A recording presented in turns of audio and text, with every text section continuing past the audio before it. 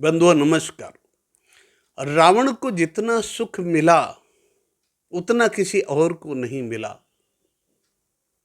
व्यवहारिक जीवन में यदि देखा जाए तो बहुत सारे लोग जब कोई कष्ट पा रहे होते हैं, कोई बीमारी हो जाए, कोई अन्य प्रकार की तकलीफ हो जाए, तो यही समाज उसका मूल्यांकन करता है कि जैसे कर्म किए वैसा भोग रहे हैं, इन्होंने बड़े पाप किए हैं इसलिए ऐसा भोग रहे हैं।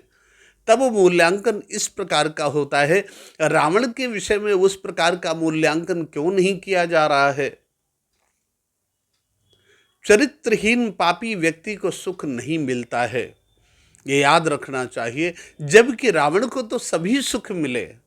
विद्या का सुख रावण को ऐसा मिला कि 14 विद्याओं का भाष्य करता था, चारों वेद उसको याद थे।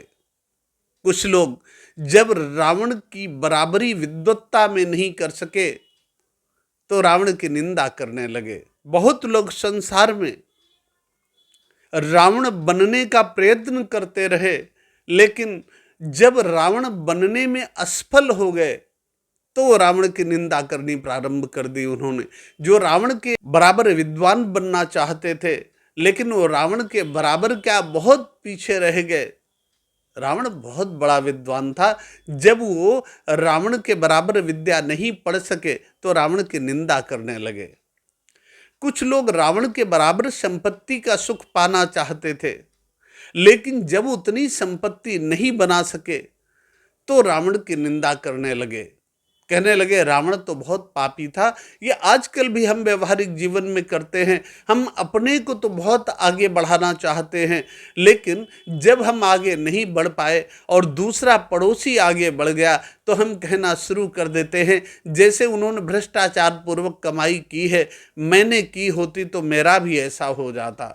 अरे भाई, हमें कैसे पता कि उन्होंने भ्रष्टाचार पूर्वक कमाई की है? इसी दृष्टिकोण से रावण के जीवन का चरित्र चित्रण किया जा रहा है। घर का सुख रावण के जैसा किसी को नहीं मिला। जो लोग अपने घर या आश्रमों की दीवारें सोने की नहीं बनवा सके, वे रावण की सोने की लंका कैसे पचा सकते हैं? इसलिए उन्होंने रावण को भ्रष्टाचारी बता दिया, रावण को दुष्ट बता दिया, रावण को धूर्त बता दिया। और अगर वो विरक्त हैं तो उन्होंने अपने बहुमूल्य सुख सुविधा युक्त आश्रमों का निर्माण क्यों किया है? इसी प्रकार से पत्नी का सुख, इस संसार के लोग एक स्त्री के साथ विवाह करके उसे प्रेम पूर्वक नहीं रख पाते हैं। आजकल तो समस्या बहुत विकट है, कई कई बार तलाक होते देखे जाते हैं। तो जो लोग एक स्त्री के साथ में प्रेम पूर्वक निर्वाह नहीं कर पा रहे हैं, वो अगर देखते हैं कि 14,000 पत्नियों के साथ प्रेम पूर्वक रावण कैसे रहा है, कैसे प्रेम पूर्वक उनको साथ रखता रहा, कोई विवाद नहीं, तो वो लोग कैसे पचा सकते हैं जो अपनी एक पत्नी को संभाल कर नहीं रख सके।